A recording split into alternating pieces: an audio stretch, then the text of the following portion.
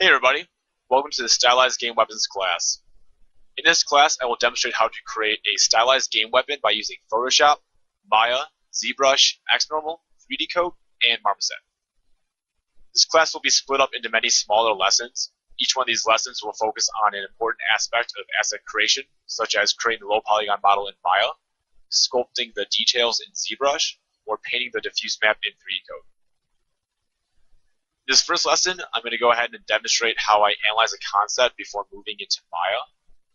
Because whenever I'm looking at a concept, there's usually, several different aspects that I like to consider. So this is the concept that I'll be using for the class. And when I'm looking over it, the things I want to sort of figure out before diving into Maya or anything is how might I do the low poly? How am I going to sculpt this? What might the final low poly look like in terms of like the retopo? And then what might the UVs kind of look like, or how might I have to make the UVs? So for the low poly, I'm thinking about primitives, like what are the most basic shapes that sort of compose this entire asset? How can I maybe combine certain meshes? For the sculpt, I'm thinking about what aspects are going to be symmetrical, what can't be, what kind of various sculpting techniques might I use to get these details. For the retopo, I'm thinking about the silhouette. Like what aspects do I really want to capture with the low poly for the silhouette? And for the UVs, I'm also thinking again about the symmetry, UV spacing in the actual UV map itself, and then what sort of meshes I can repeat to save UV space.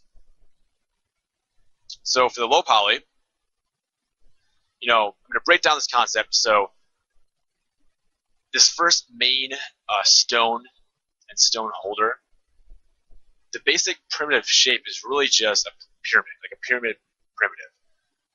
And the pyramid primitive will take care of this stone right here and this line. And then maybe what I want to do is just kind of bevel this edge right here. And then once I've beveled that edge, I can tweak the proportions, and then that should be able to get me this entire shape. So that shouldn't be too hard to make, at least the basic form of it in Maya. Secondly, this part right here, I'll kind of take this off for a second. This part here, this is really kind of just like a cube. So it's a cube that I maybe rotate 45 degrees, and then I just basically scale the top edges and make it uniform with this other part right here. And that'll kind of take care of that. For the cylinder right here, I start off with a cylinder primitive and then I bevel the edges again. So I'll get rid of that so I can kind of see that. This right here, that's really just a cylinder shape. And then to get these bevels right there, all I have to do is bevel the top edges, and that should give me the general shape in Maya fairly quickly. Next for the handle. So the handle, again, that's just a really simple cylinder primitive. And there's no any other details I really need to do in Maya, because the actual details with the wrap, I can just do that in ZBrush. I don't have to worry about that in Maya. For some more of these clasps, like this clasp right here, again, that can just be a cylinder primitive, and I just bevel edges. That's all I really need to do in Maya. So cylinder, bevel, bevel. Yeah, that's kind of that. And then again, so these two shapes are duplicated in Maya, and these two shapes are duplicated in Maya. For this stone block, this is definitely just a cube primitive and bevel edges. It's super simple. Start with the cube, bevel the edges, and then you're basically all set for that. And because these two, they're different proportionally, but the general basic shape is the same, I can, in Maya, just make one, copy, mirror it down, and then change the proportions a little bit. And that'll also, when I'm UVing it, I might even try to just UV one of those, and then with like a lattice tweak or just a general sort of scale it after it's been UV'd, and hopefully there won't be too much sort of texture distortion. So that's one way I could do it. I could make them both unique shapes. Maybe I'll just go ahead and make that one UV'd object that I just tweak later. Yeah, so that's basically that. And again, so both this shape right here, the little smaller stone crystals, and the stone down here, in Maya, I can just create one general pyramid really quickly, get the jump portions, mirror it down, move it around, then change the proportions as needed. But fairly quickly in Maya, I should be able to block this out.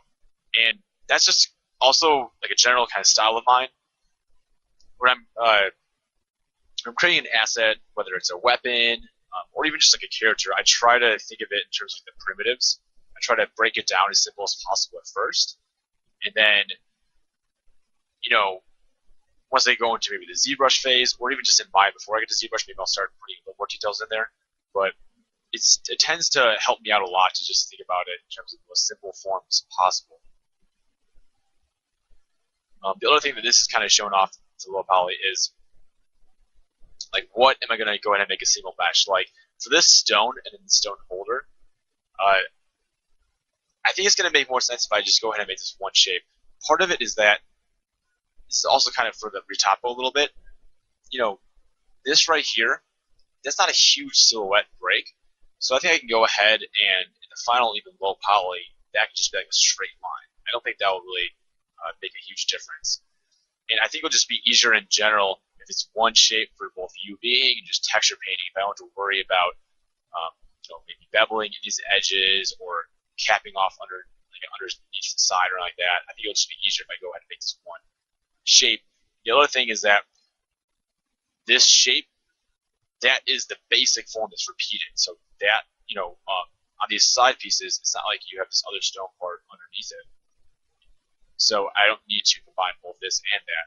If I just have this one piece, and maybe I sculpt that, all the secondary forms in ZBrush, I can then really quickly just copy them in ZBrush and then sculpt in the diggings. It should be able to save me a fair amount of time. So that's that. So now for the sculpt, like I was kind of saying, for all these stone and stone holders, these big pieces, I can go ahead and do all the secondary forms in ZBrush for one of them, and then go ahead and duplicate, mirror, and move it around. The technique for that, like maybe I'll use a little bit of masking for that to get those bevels. Sometimes I like to use pinch. And, maybe I'll use pinch and then Dynamesh, so I'm not like necessarily like kind of almost like destroying the mesh right away. But if I use pinch and then Dynamesh, I should be able to get something like a bevel fairly quickly, but then still be able to go in and alter the mesh if need be. But I should be able to make one, and then just with scaling, scale these up differently. And then for some of these big cuts, I'll probably just go ahead and use clip curve, and, clip away at it. But for up here, what I'm probably going to do for here is I'm going to probably mask part of it out.